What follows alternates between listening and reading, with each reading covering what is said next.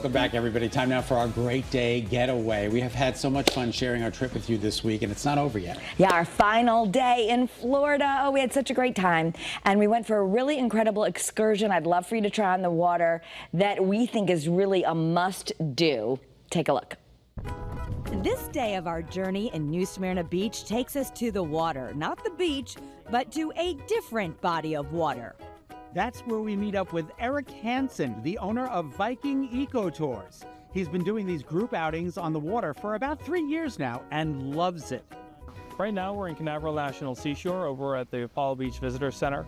And this area is about 58,000 acres. It's protected, and most of it is still protected by the U.S. military and under NASA. Kara and I, believe it or not, are about to go kayaking. Eric promises we won't get wet. Today we're using pedal kayaks. So you're powering them using your legs. It's a whole lot easier to use your legs than your arms. Yeah, I think that sounds good to me. Okay. And is there an age restriction or? So anybody above about 2, as long as it's not a baby, it can go upwards into the 80s. Wow. Oh my gosh, that's so fantastic. This is a perfect thing for families coming. The whole family can do this. Yep. I'm eager to know what we're gonna see. I mean, you're gonna see animals, you're gonna learn about them. It's real life, it's not an amusement park. Nope.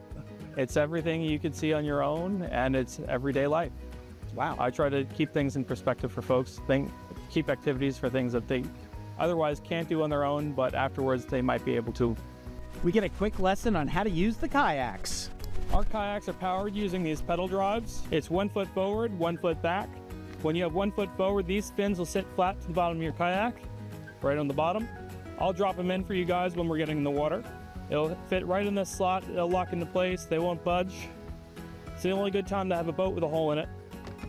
And then from there, you have paddles just in case you steer into the bushes, get stuck on a real shallow spot. Most of our route is in less than 3 feet of water. Oh, good. So in the spots where it's just a few inches, it lets you either skim over or move along. The steering is done with dials at the back of the kayak. And Eric, I have absolutely no experience doing this. Am I going to be okay?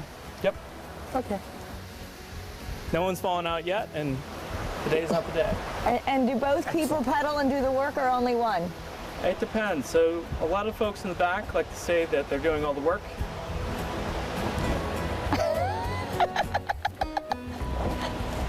And that's where I'll sit. Chivalry is not dead.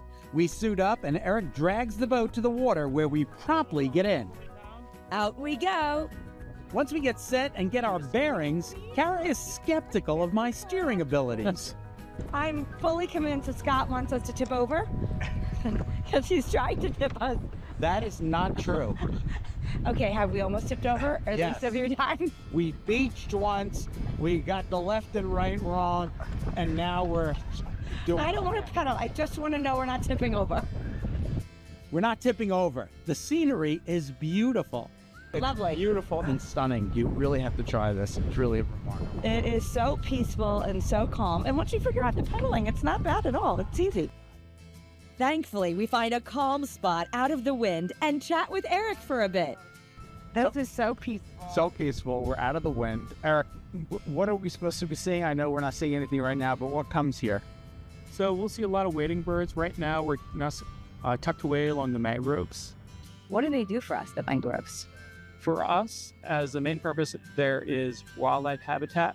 So you have mostly game fisheries, migratory birds, and then shoreline protection. And so it helps stabilize the shorelines in these wetland areas against things like storms. Then the moment comes. We head back out and Kara and I see a dolphin and a bald eagle. Within moments of each other, we were separated from our videographer at that moment. But trust me, they were there. Okay, we heard screaming. We saw a dolphin! Saw a dolphin. It was incredible. Went right by Kara and I. It was magical. Yeah, it came out right when you started singing. I started singing, Brandy, you're a good dolphin. What a good dolphin you would be.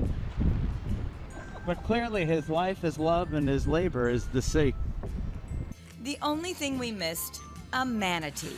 But Eric has a bunch of great videos on his Eco Tour page, including manatees and a bioluminescent tour that you can take. So much fun. Thanks, Eric. Now it's time for one final hurrah before we head off to the airport. It's going to be tough to go, but at least they're sending us off on a full stomach. This time we eat at Cafe Verde in New Smyrna Beach. And what's that I hear, Kara? That's music. Yes, it's a drink being made. They bring out one dish after another, and it's hard to pick which one to order, but decisions have to be made. Another unbelievable meal. Thank God they fed us this time. We're at Cafe Verde, and they have fresh, interesting foods, a little fusion going on with some mahi tacos, but I got the ginger-encrusted ashi tuna. I got the tuna poke salad, which looks delicious. The food here is incredible. It's right on Flagler Ave, so if you come down here for that beach vacation, you are also going to have a lot of wonderful meals. Yeah, this is fantastic. We have eaten our way through New Smyrna Beach, and it has been wonderful. On our way out, we run into Frank from Plainville in the parking lot. He took the auto train down and is loving every minute of New Smyrna Beach. What do you think is special about this area?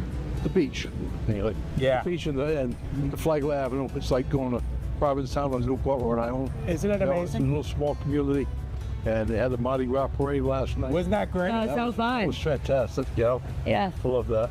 And everybody's so friendly. Yes, yeah. You know who else is friendly? The team at Avello Airlines, which has easy flights out of Tweed, New Haven. Meet Joanne Bagley. She's the Director of Air Service Marketing and Customer Experience for Daytona Beach International Airport, which is where we're flying home from, only 20 minutes north of New Smyrna Beach. So this is so cool because for us up in Connecticut, we get to go small airport to small airport. It's so easy. Well, Daytona Beach International Airport basically prides itself on being fast, friendly, stress-free, and we're the right airport right here. And there's our plane waiting for us to take us home. Down the aisle we go, greeted by the friendly staff. Once on board, Kara, would you like to say something? We're getting on the plane, and we're going to be back here to Connecticut in like less than 3 hours, and then just get to go home. We're gonna miss New Smyrna Beach. Let's just take one last look at the beach. See you again soon. What a great trip. Oh, such a great trip. We want to give an extra special thank you to the New Smyrna Beach Area Visitors Bureau, along with every single person we met along the trip. So much fun. And if you are interested in learning more, or maybe you want to start planning your own trip, check out their website. You can just go to visit NSB for New Smyrna Beach, FL.com. Visit NSBFL.com. Also find them on Facebook and on Instagram.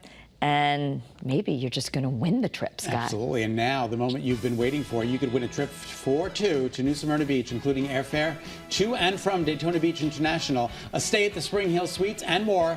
Our final qualifier is Raymond O'Connor from Niantic. Congratulations, Raymond. Congratulations. Good luck to all 5 qualifiers. Make sure you tune in to Great Day on Monday. That's when we're going to announce the grand prize winner who's going on that trip for 2. Awesome. Love it. All right.